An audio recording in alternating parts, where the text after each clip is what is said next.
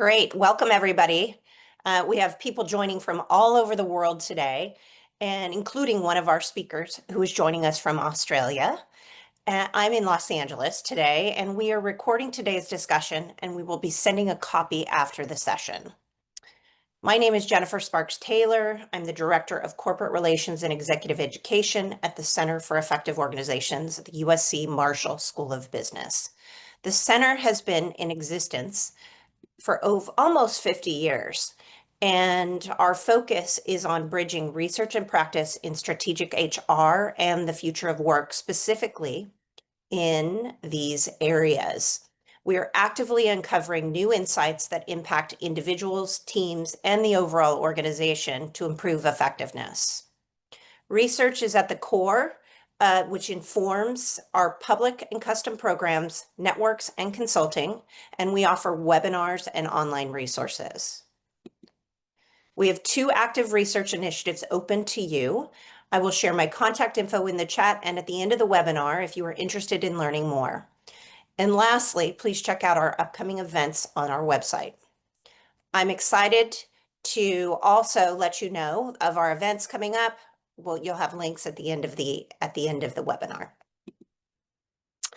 I'm very excited to welcome Dr. Sharna Wiblen, a senior research scientist at CEO and renowned talent strategy expert, along with Elizabeth Heichler, editorial director at MIT Sloan Management Review, to lead the discussion on a strategy-first approach to talent systems and decisions. Please use the Q&A Zoom feature on your toolbar for questions throughout the session, and we will do our best to answer them live or follow up after. Thank you for being with us today. Thank you. Welcome Elizabeth to the stage. Thank you very much, Jennifer.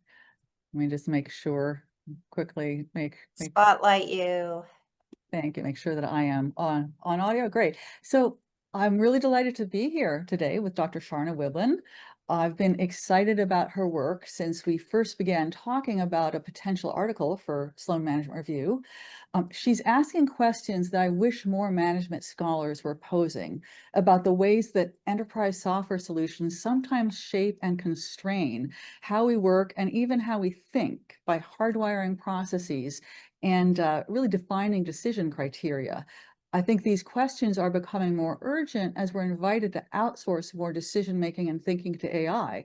So it's imperative that we're thinking critically about what's behind decisions and recommendations coming from systems, especially algorithmically driven systems. And I think that's especially so when it comes to your top talent, which is the competitive lifeblood of your organization. So Sharna's work here on talent management is an essential contribution to this conversation. So our plan for today is that Dr. Wiblen will give a 20-minute presentation, and then I'll ask her to elaborate on some points before we open up to a more interactive session and take your questions. And we'll get to as many questions as time permits. And so with that, I welcome Sharna Wiblen to her presentation. Hello, everyone, and thank you so much for joining Elizabeth and I for this conversation. And from the very beginning, thank you for sharing an interest in strategy, talent, and technology. So as Elizabeth noted, I'll give a little bit of an overview of some of the current situations that we've got, a bit of a checklist of how you can look at and find out whether you are adopting a strategy-first approach to your talent systems and talent decisions, and then provide a bit of guidance and some practical ideas about things that you can do now and ways in which we want to approach and look at and structure these ecosystems. So with that, it's really important for us to just take a really quick look back to understand how we got to be here today, how we got to be on a conversation talking about putting our strategy first in terms of how we structure our talent systems and our talent decisions. And so if we look back at those older days, which most of us remember, with the huge capital outlay that was associated with computers and IT infrastructure, and we've had a couple of decades of some fantastic technological innovations in ERP systems and human resource information systems, cloud computing, software as a service, a whole heap of fantastic technological innovations. And with that, we've been given a whole set of promises throughout that technological innovation journey and that digitalization journey. We've got data warehousing, which is where it all began, and the idea that we can have a single source of truth. We've got process standardization. We've talked a lot in the last few decades about evidence-based decision-making and data-based decision-making. And then for those of us that are specifically in the HR, talent, people space, we started talking about and learning promises about best practice. We've got objective decision-making that's gone into that. And for those of you that are in HR, of course, you are going to have more time. So I love our CEO audience and the execs I get to work with. I'm like, tell me about all that extra time that you've been able to realize because of these systems. And with more time and more data, you are going to be able to get that elusive seat at the table. And so what we've got is a whole pile of different promises that we've been given with these systems. But in reality, what we've got is a whole pile of complexity. There are so many HR, talent, people-based technology platforms that you can choose from. And I had a quick look at the Society for Human Resource Management in preparation for today. And according to their HCM directory, they will help you compare 1,721 different technology vendors for your HR people talent space. And that's a lot of complexity. But with that complexity externally, that's mirrored internally in a lot of organizations. So if you just start our conversation today by thinking really quickly, like how many people, HR, tech, talent systems are you running that have particular touch points in your organization? Because one of the organizations I had the privilege of working with had 80 different systems that they were using in terms of the data and the reporting for their HR. And that's a lot of complexity, team. A lot of complexity externally and a lot of complexity internally. So when we're talking about advancing our talent strategy, you've probably definitely had over the last couple of decades an expansion of your technology ecosystem. But is your talent strategy actually advancing? Because if it's not, then you've probably got a bit more of a case of accumulation rather than advancement. And as Elizabeth said, some of the things that I've been asking some questions about this area for quite a while now is the idea that Elizabeth and I have seen so many organizations and engaged with so many different decision makers and watched them change how they do things and the way that they do things to fit within these technology systems, to fit within the software. And both Elizabeth and I have agreed when we first met and have conversations that it's like, this is maybe not always the best way for us to be looking at the technology platforms and systems. And so what we call that is a technology-driven approach. When we're using the technology to shape how we do things and how we do and how we define talent management more specifically, we're really putting technology at the forefront. And by doing that and using the software as a way to change and shape what we're doing, those business imperatives, our organizational knowledge, our particular context and strategies and nuances kind of go through the waiver. And what we've got here is what we call, or what I call, strategic misalignment in plain sight. That there is starting to be, or has been, a change in digitalizations of putting the technology first, and then the strategy kind of wavers as we progress that. The other thing in terms of strategic misalignment, which might be why your talent strategies aren't advancing in the way that you want with the systems that you've got, is because vendors are there to design, to sell software that is replicable and scalable, not just within your organization, but across organizations. So when we look at these systems, we need to be mindful that there is a commercial misalignment, because the vendors and external parties are looking to create software that is fit for sale, that they can sell to as many clients as they possibly can. And when we want to have our strategy first, we want to be looking at things and making sure we prioritize our systems and our decisions that are fit for purpose rather than fit for sale. And as we have this complexity and those different things like innovation, progress, and agility will again start to wane in our strategic directions, because we tend to be looking at what the software will enable us to do. So if we think about that more specifically with talent management, and talent management is my bread and butter, my area that I'm fascinated about, we have some salient yet silent pitfalls of where we've come to and where we are now for talent management. And one of the things that we want to be mindful of as a major pitfall is that vendors have become both the designers and the drivers of our talent ideals. They are absolutely shaping who and what we want talent to be in the context of our organization and across our organizations. And because of that, the criteria that tends to be embedded in the system is established to an all-purpose talent ideals. So we want to be looking at, and they want to be looking at, talent that can apply in as many purposes as possibly can, not just within your organization, but also an all-purpose talent ideal that can be replicated across organizations.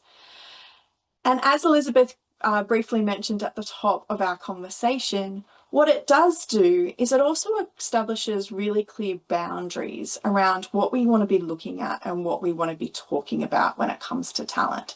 So you can see from my image on the side, I love the idea of coloured pencils, because one of the things that I advocate for is for us to recognise and reward a kaleidoscope of talent colours.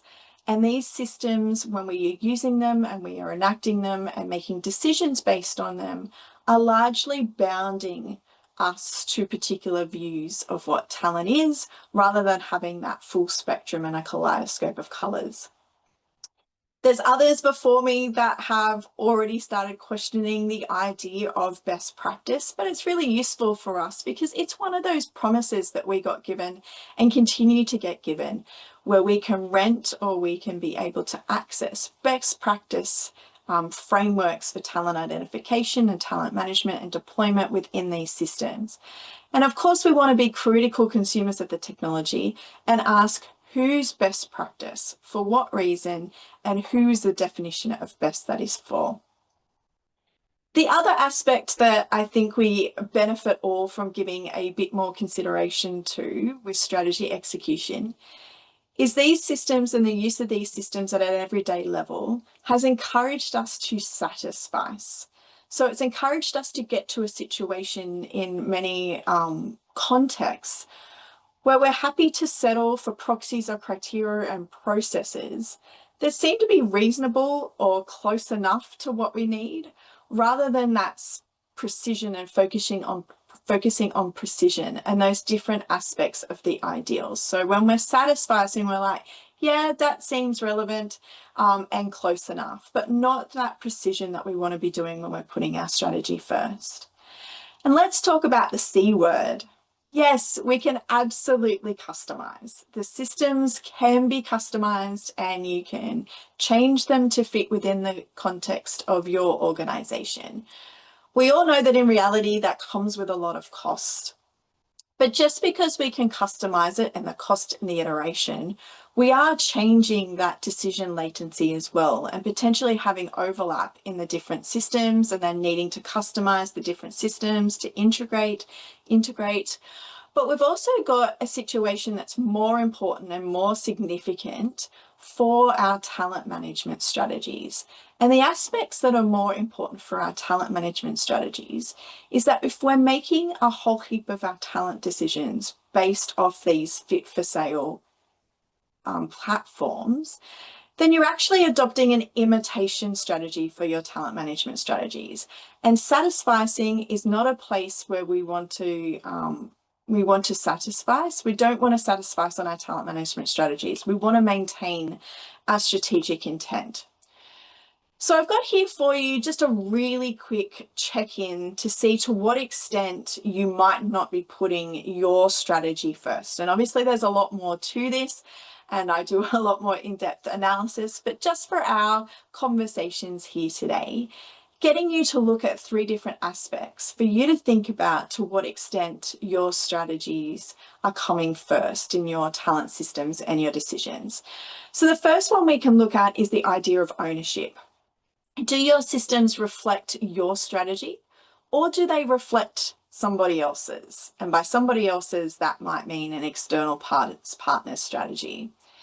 Are your talent systems shaped by your business priority or the software limitations? Are you doing that business-driven approach first, or are you knowing and realizing that you're putting the technology and the software first?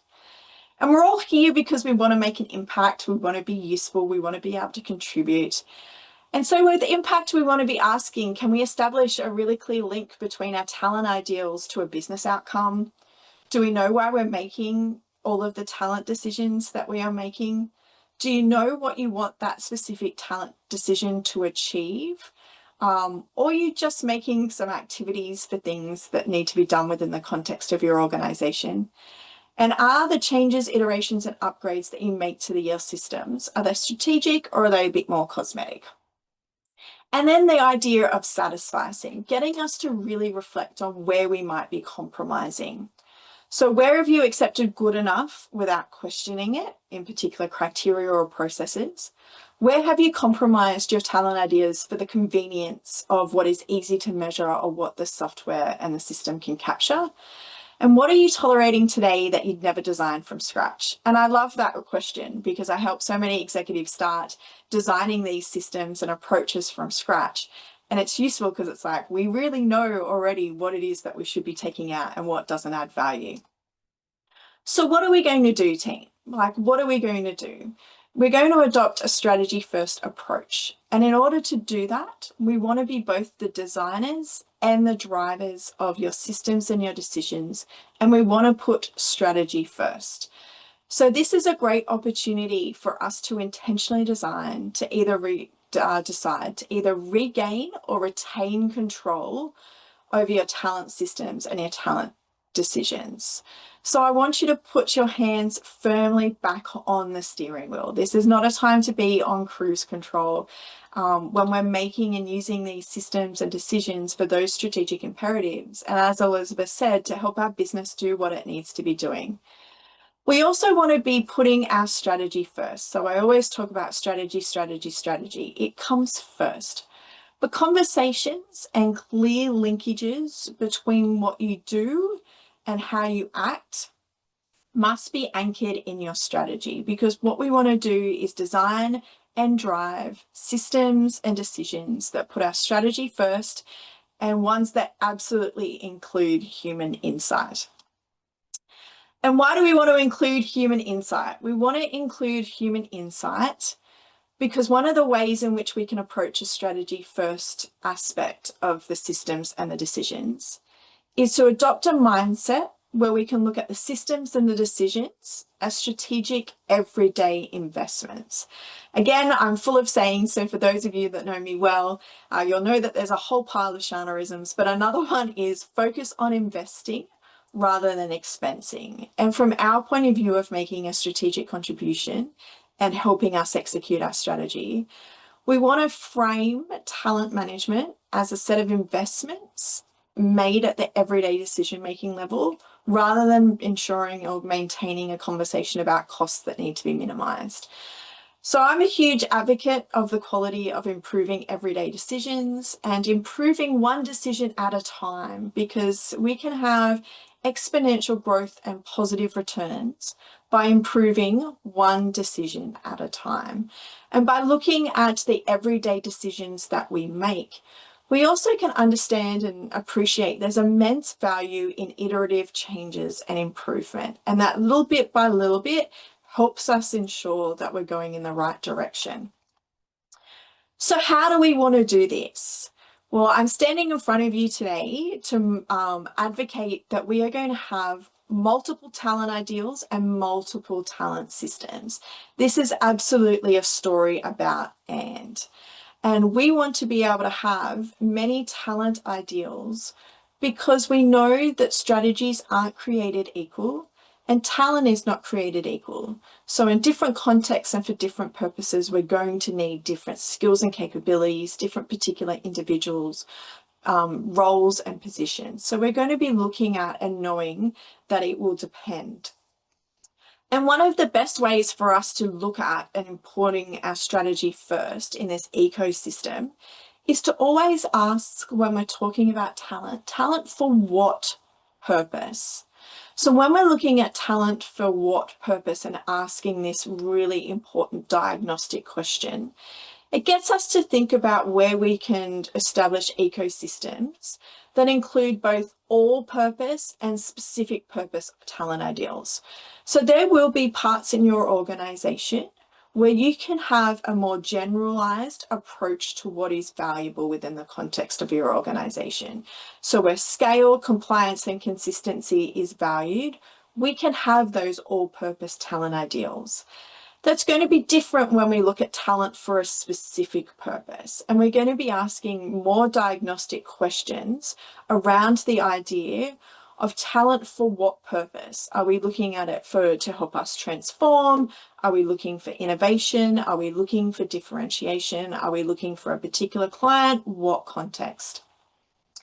And because we have multiple talent ideals, we will hold and maintain multiple talent systems that maintain and align with these multiple talent ideals.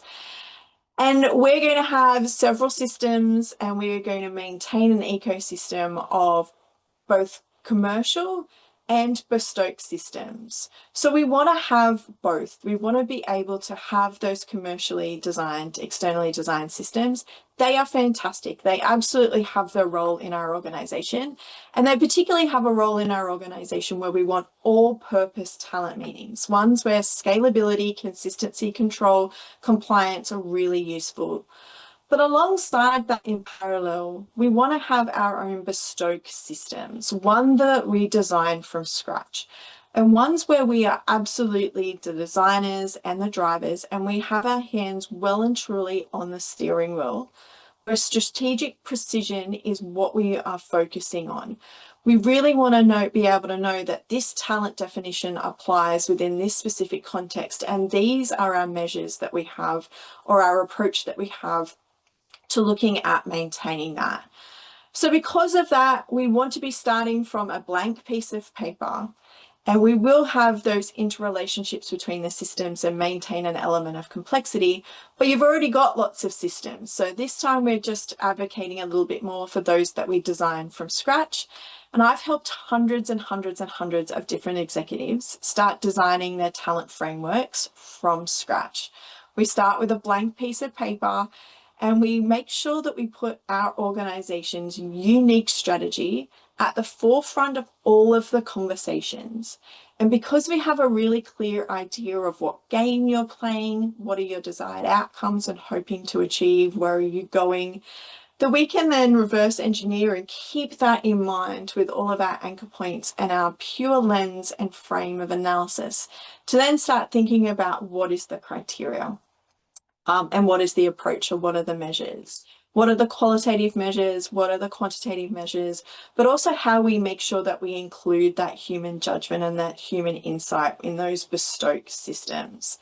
And in this one, when we come to our bespoke systems, we really want to focus on those things that matter. So in this case, it can be less rather than more. And we will keep iterating. So it's not a static system, and we want to be able to iterate. So when we're looking at strategy first, we're really making sure that your strategy and your unique strategy sets the direction. We want to make sure that our talent systems, and again, the decisions that you make every day, are steering you in the right direction. So when we're adopting a strategy first approach, we absolutely have our hands on the steering wheel, and we are both the designers and the drivers of bespoke systems that are clearly aligned and with our strategy and help us realize and appreciate our organization's context and our own organization's nuance, and includes that internal human judgment and insight as well.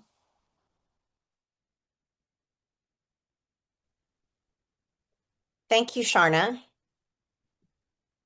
I'd like to invite Elizabeth to join you in our discussion for today, and we'll get to Q&A. Let me spotlight you. Thank you so much, Sharna. Keeping an eye on the Q&A here as well. I just wanted to assure attendees that I'm collecting and sorting and organizing questions, and look forward to moving to that part. But I've got questions for you first. So I mean, there's so much depth and richness to this work that you know, on a higher level, I mean, amid the current turmoil, economic disruption, spending freezes, often, things that often put extra pressure on a group like HR, how can HR leaders make a case for top leadership attention to talent management? Yeah, so thanks for asking. So all the different words that we can use to kind of describe the current context, right? It's overwhelming, it's turbulent. So I live in a very different continent to what you do, Elizabeth. And we had different stories, but I recognize that a lot of the executives that I have worked with and do still work with, particularly with the work with CEO based in the US, is that every day is full of change at the moment. And for some of you, it's a context of things are changing every hour. And it's really important for us to kind of have that collective idea and a realization of the different changes in the external environment. And it can be really tempting at the moment to kind of pause your investments and focus on talent management, but that's absolutely not what we want to be doing. So particularly if you're approaching any spending freezes or hiring freezes or any limitations, what you've got within your organization now is still just as important as what it was before those turbulent environment, that context. And I think it's really important for us to remember that our strategies are executed each and every day by the decisions that we make and the decisions that our workforce makes or chooses not to make. And so inaction is still a decision, but the quality of the investments that we make every day is really going to ensure whether your organization survives the current context and how it's positioned. And so there's a couple of things that might help you in the current context to keep talent management front and foremost of attention. And one, I think, is around the potential usefulness of reframing talent as an everyday investment. So we are making decisions every day that are strategic investments. And HR and different leaders can kind of help shape those conversations, I think, when we're talking about costs that need to be minimized or decreasing our workforce or things that those of us in people-based positions have always been familiar with, and going, okay, but we've still got those strategic decisions that we need to be making every day. So how do we focus on ensuring that we're investing in where we want to go? Because the decisions that we make in current contexts can be amplified. So if we're resilient and approach it in a deliberate way every day, then we'll be able to survive or thrive even. So for some of you as well, for getting top leadership attention in the current environment, like asking for more money, not really going to happen. But one other thing I find really useful is a slight reframing. So I spend a lot of work talking with executives from lots of different functions. And so depending on the context, I might talk about how I help design decision infrastructures rather than talent management systems and decisions. So it might be about I help executives figure out how to structure their workforces to execute decisions, or it might be around the idea that I'm helping you figure out who and what you need to help execute your strategies. But sometimes that small reframing to make it about a decision infrastructure and looking at how we combine our talent systems with our decisions, rather than looking at it as performance or retention, can be really useful, because top senior managers, they know all about decision infrastructures and different ways to approach things. And they all know about the importance of misalignment. And it can also be really useful because it doesn't make it a HR thing. It makes it an enterprise critical thing and helps shape it in some language that they're a bit more familiar with or confident in, and going, well, now is not the time to decrease our investments. So by doing that, we can ensure that we have the people that we need in the positions that we're at, and we keep it top and front of mind, because now is not the time to press pause. Absolutely. So You've talked about how commercial talent systems erect boundaries. Can you talk a little bit more about the implications of that for talent management strategies?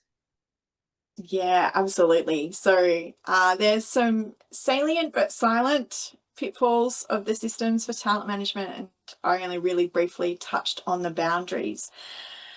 But when we get these systems, we don't just inherit the software coding, we also inherit someone else's view of what talent is and what talent should be.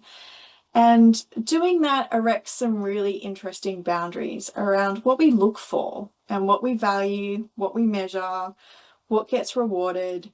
And it really does limit us in our ability in the everyday situation to recognize what I call those kaleidoscope of talent colors, because they really do shape what we look for. And one of the things that I think is really significant for talent management is best described through the game of Spotto. I don't know if anyone else here has played Spotto. Anyway, Spotto is where you're driving along and the game asks you to look for yellow cars.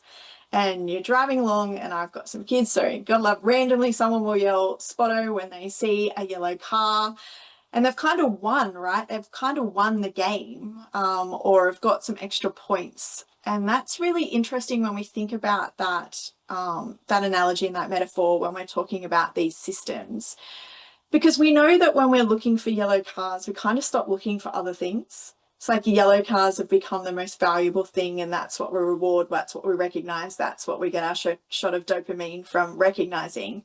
But we're not surveying the whole world or the whole road. We're kind of not paying attention to the things that are in our peripheral vision. We might have a really specific frame of reference in mind. And so if we think about that with these systems as well, they kind of can close down what we're looking for and what we value, which is why the bespoke systems about how we include human insight can be really useful, because it's like, what are you seeing? There's nothing like a debate, and a very fruitful debate, about whether orange counts as yellow and whether mustard. And for those of you that have played Spotto, looking at yellow cars, like, is that yellow?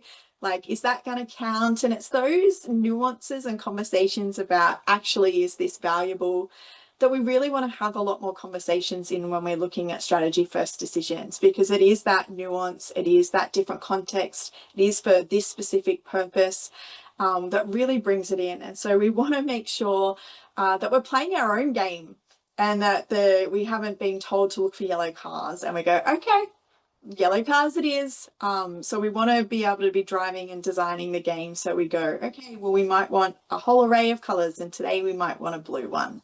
Or not want any cars at all. Maybe we don't want a car. Maybe we want an electric vehicle instead, like a motorcycle instead. So those boundaries can be really pervasive, and getting us to recognize how they just close down, in reality, a lot of conversations.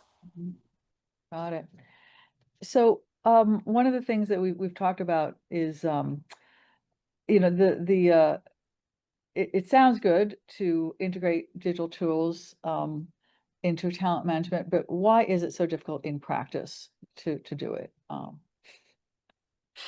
Yeah, so you and I have been doing this for a while, haven't we, Elizabeth? And time and time again, it's really not that hard to find a report that will give some sort of stat or statistic to say that the systems aren't being realized, we're not getting out of it, we don't feel like we're getting the business outcomes associated with that. And so with some reflections around that, there's probably, from my point of view, a couple of really major stumbling blocks. One is how we look at and how we frame people versus IT. So as someone that loves to study and understand what people do or don't do, and what they say and the implications of what they say for how we act, technology is always kind of framed as an asset.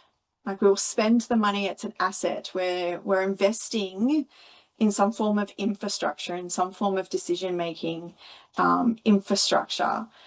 But when we talk about people, it's like we're a cost that needs to be minimized. And in the current context, you see that all the time. It's like the default's like, things aren't great, we need to minimize how much our people cost.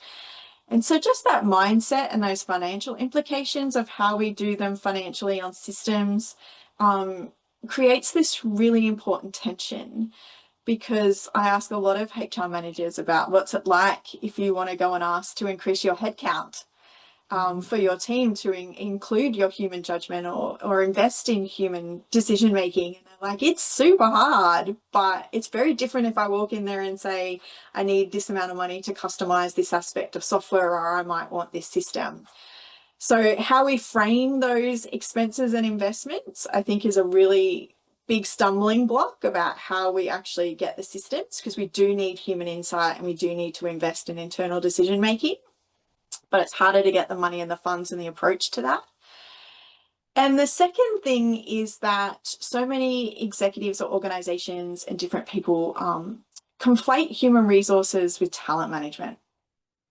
And they're not synonymous. So you loved it when we started talking about that. I'm like, no, they are very different things. So human resources and talent management are not synonymous. They're not interchangeable. They're very different activities. So human resources, we like consistency, we like control, we like standardization, we like compliance. We like procedural justice and distributive justice. And there is a place for that. We want to be doing the same thing to the entire workforce. But that's very different from talent management. Talent management is about making judgments about who and what is valuable for strategy execution. And we aren't trying to be fair, we're trying to be strategic. And we are going to make subjective judgments that some people are of greater value for a specific purpose than others. And we're going to allocate resources unequally based on that determination. So I've got a lovely saying that helps us differentiate between HR and talent management, and that's human resources is doing the same thing to everyone, and talent management is about doing something to someone. So we're making decisions, we're doing actions, we're investing differentially, and so they're not the same. And so if you've got a context in your organization where yourself or your senior leadership team don't understand and aren't talking about what are the all-purpose, more HR stuff versus specific purpose, then it's really hard to get out of your systems and out of your talent strategy what you want, because you're kind of conflating both of them in that way. So I thought of a thing for us to talk about because I am Aussie. So if we talk about it in terms of the semantic differences, so you say fall, I say autumn, but we're still talking about a season. Or to make you all giggle, I say aluminium and you don't say aluminium, it's like aluminum. Like, we're talking about the same thing, but it's just a semantic difference. It's just a difference of language. But that's very different if I say sun and we are using a word and you're thinking of the one in the sky that keeps us, that warms, and I'm thinking of my child. So that's a conceptual difference. We might be using the same language, we might be saying talent, but we're thinking of very different things. And because of those conceptual differences, they can absolutely derail your ability to execute your strategy with or without the systems. Because as I said, talent management is doing something to someone. And because of that, we are making subjective judgments about people's value in different contexts for different reasons and for different purposes. So from a big point of view and a big picture, what we kind of got is this situation where we're kind of over investing in the tech because the tech is shiny, easier to get some capital outlay around, but we're under investing in the human-based decision making needed to actually use the systems well and to understand how people are actually making the decisions in the context of our organizations. Well, and then that also leads to the for me the question of objectivity, right? Because we that's often an argument for using systems like this. Oh, it's going to help, it's going to make us more objective. And you've in the past said that, chasing objectivity and talent management is a fool's errand. Can you say a little bit more on that? Because that's sort of I think that's an underlying issue here. Sort of the elephant in the room, really, in some ways. Yeah, and look, I'm not shy in having some uncomfortable conversations, but it's fascinating how uncomfortable people are when I say that we just can't be objective in the way in which we make decisions. Like, I make people super uncomfortable when I say that, but it is a fool's errand. It's absolutely flawed. We can't achieve that. It is a promise in rhetoric. It's not the reality. And it's a point that I wanted to make so much that I even put it in the title of my book, which was A Tale of Subjectivity, to kind of reinforce that all the decisions that we make are subjective. But let's look at both of the sides in terms of the systems and the decisions in terms of objectivity. So many people before me that are way brilliant, and that MIT SMR features a lot in their articles. So there's been many before me that I can draw to, or we're in the same team. But when it comes to talent systems and the algorithms and the encoded aspects, they're not objective. So they're not objective. Some person has designed them and encoded a particular, for us specifically to do with talent management, have encoded a particular talent ideal within the system. And again, some people that are come before me and share this sort of wanting to be a critical consumer of technology approach, have rightly pointed out that the systems are generally designed by data scientists, or they're designed by engineers, and they're looking for things that they can codify or that they can put within the systems. And they're not generally designed by people like me that are social scientists or anthropologists or ethnographers that are trained in understanding how people work, how they make decisions, what they say versus what they do, and reflective of the ecosystem. So the algorithms aren't objective and can't be objective. They're still putting someone's ideal embedded within that. So it's still someone's approach to particularly talent management. And one of the things I like to talk about is not just that the algorithms are still subjective, but that perception of objectivity can also metastasize. So if we don't know what those underbedded ideals are within the system, we can actually have those reverse compounding effects that I'm advocating for in terms of everyday decisions. We can actually make that worse at scale, because we can amplify the errors that we have within the systems and the algorithms if we don't know that.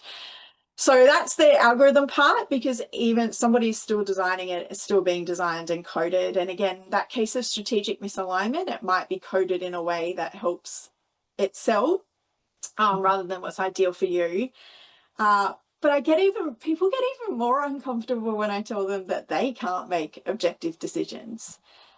So again, that uncomfortable of going, we all make subjective decisions. We have different views of reality. And for talent management, we also have different views of what we value.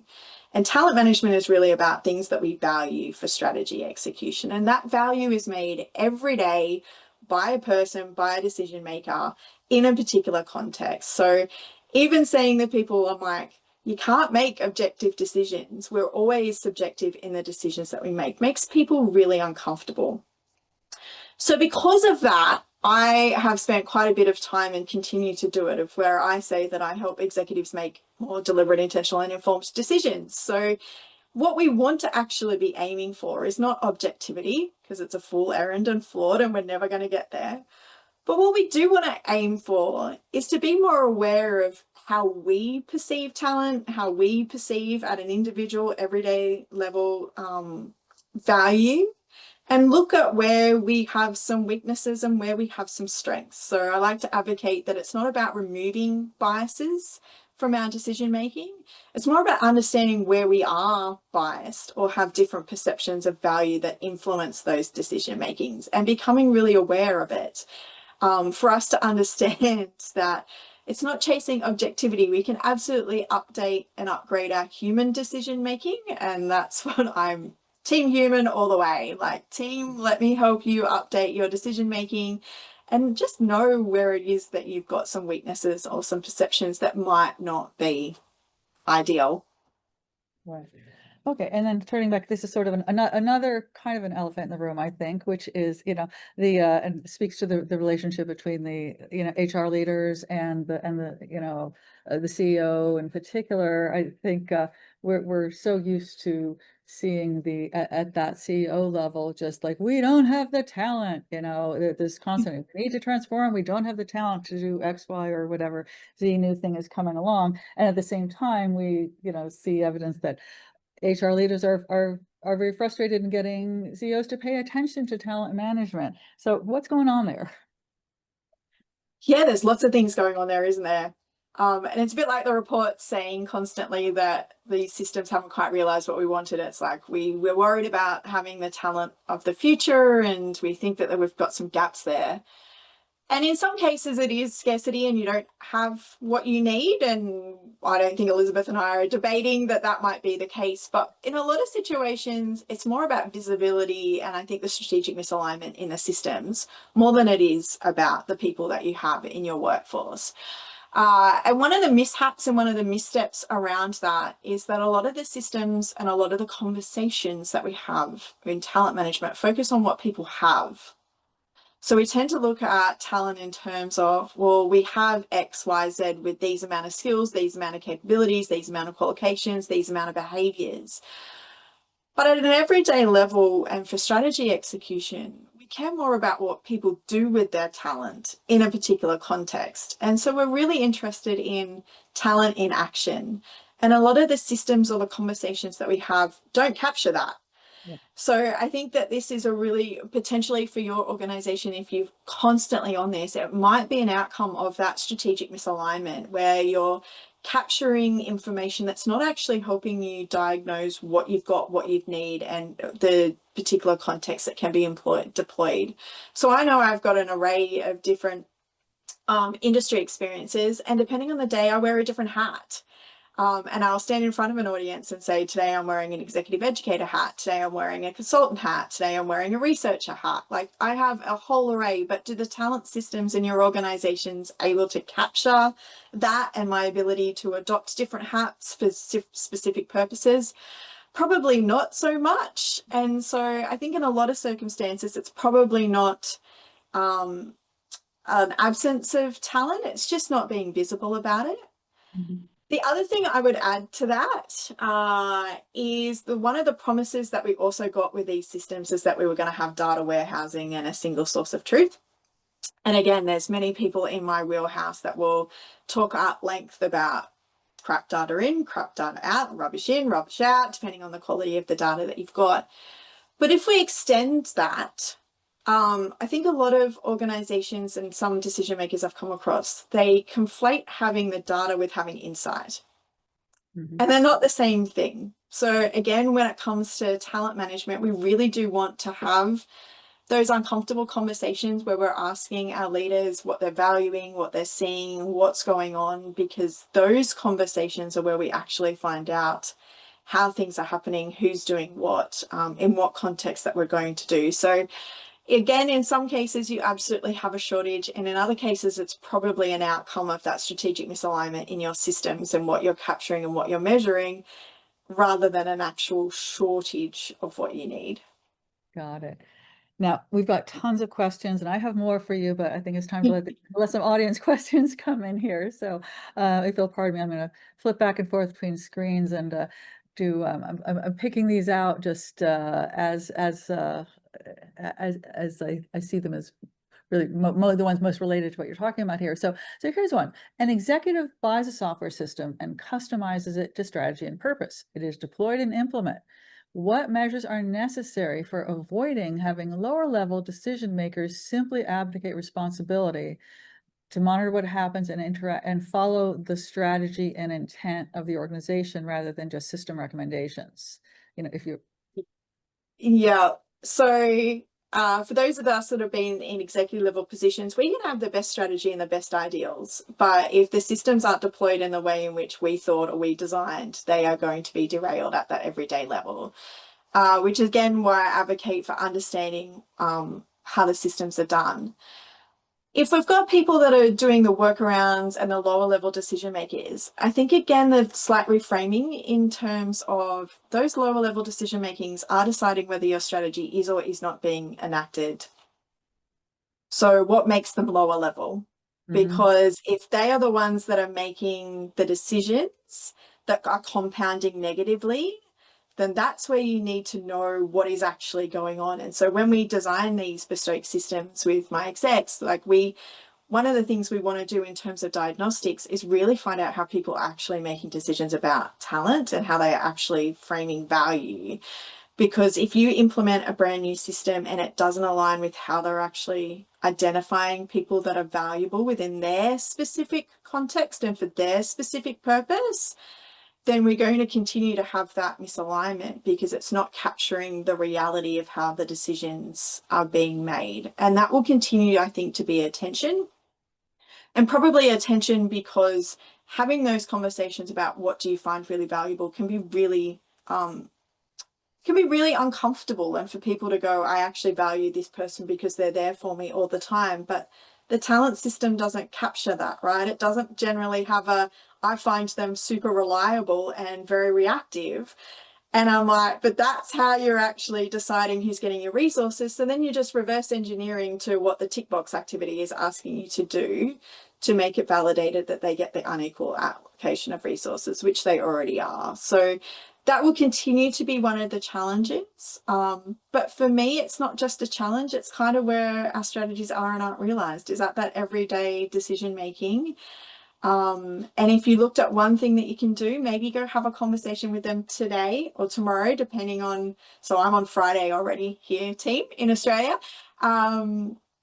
So go and have a conversation. If you know that there's a couple of people there that are doing that, go and have a conversation and say, I went to a session this morning that was looking at how we are making these decisions every day, and what do you see some of your pain points in using these decisions as we wanted them to be used, and potentially go have that conversation and find out what the pain points are, because again, they can kind of metastasize those errors at scale if we don't want to know what people are actually doing at the everyday level.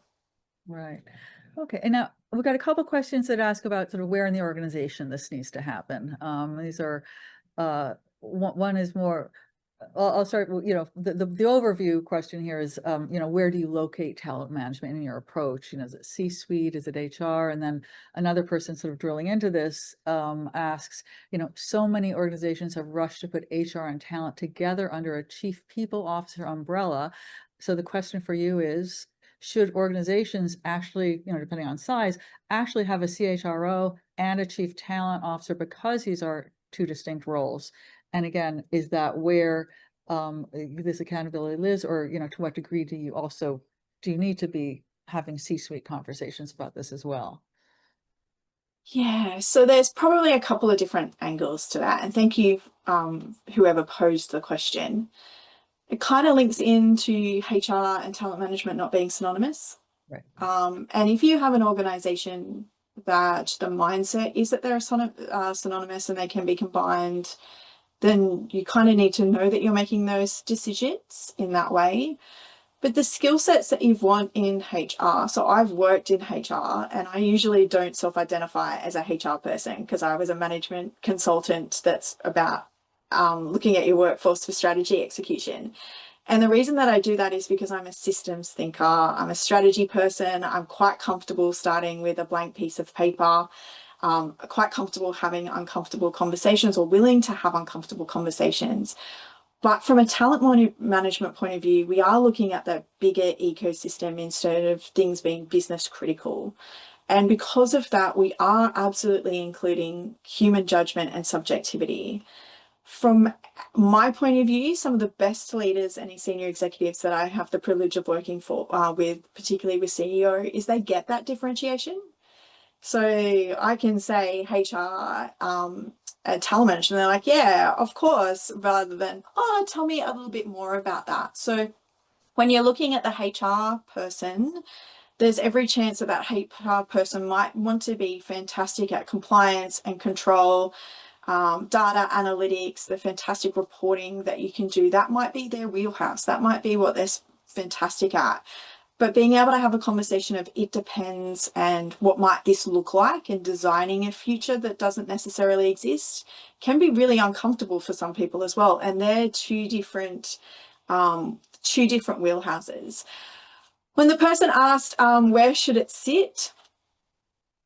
I think the decisions that you make every day are where they should sit. So in a lot of the conversations that I've had the privilege, particularly in different MBA or executive education settings, of actually working one-on-one with the decision makers and helping them understand how they define value, how they make decisions, where the gaps and where the weaknesses might be. because I know that if I can help make them make one better decision each and every day, then by doing that, that has that compounding effect. Like if they make a better decision and then they can teach their team to make a better decision about people and talent, and then another one, then we get these compounding returns that are absolutely can be positively exponential, which is where we want to go in terms of those different foresights. So there's not one size fits all, which I think Elizabeth and I would agree to, which is part of what CEO at MIT do, is to go, there's not just one option. It really depends on your unique strategy, what you've got access to, what you're hoping to achieve, and also what your leaders value. Because some leaders will have mindsets that will value particular sets and skills and capabilities. And so talent management might be HR. Like being obvious about the differentiation might not just be part of your organization at all. So a lot of accountants or tax or lawyer people that I talk to, they're like, this just is outside our wheelhouse. We want the policies, the procedures, the understanding, the transparency. And in those contexts, HR and talent management could probably absolutely be combined, because from a mindset point of view, it fits with the organization, it fits with the leadership team, and it fits with the strategic direction and imperative and talent philosophies that you might have internally. Got it. And now I know we've got about a minute left for Q&A, but this question is too big, but I just wanted to toss it out there for your thoughts, because I think it is probably the thing that is on most people's minds as they leave this webinar and go to say, okay, how can I operationalize, what I've learned here? And that is many organizations struggle with the practical challenge of translating strategic goals into concrete talent criteria that they can operationalize. Do you have any specific frameworks or processes that you recommend for bridging the gap between sort of high-level strategy and then sort of defining the granular data points that you need to track in order to put that into practice? Yeah, you're right. I mean, it's not going to work. But you've got to start with a blank piece of paper. Yeah. You've got to start with a blank piece of paper, which is why we're advocating for bespoke systems. You have to start with a blank piece of paper. And with that blank piece of paper comes with an idea of, we need to get two really important diagnostic points. One is where we want to go. So I like to use the analogy of a GPS because it's a technology tool, but it's only useful if we've got really two data points that matter. One is where we want to go. And in my book, I talk about whether we're looking for strategy execution or we're looking for knowledge, because sometimes we can make a whole pile of talent decisions because we want to learn. And that's awesome. We just want to know that what we're trying to do is learn rather than execute a strategy. And the other one is a really clear idea of where you are now. So there is a huge role for social scientists, anthropologists, ethnographers to really come in and figure out where you are and do that proper diagnostics of where you are. Because if you create a system from scratch that no one's going to use, that's not of value either. Great. And I think we are most definitely out of time. So thank you. I could talk about this stuff all day. So we don't have that. Thank you so much. Thank you, Sharna. Thank you, Elizabeth, for this lively discussion. We had a lot of questions, so we will follow up with you after. I just wanted to close our session.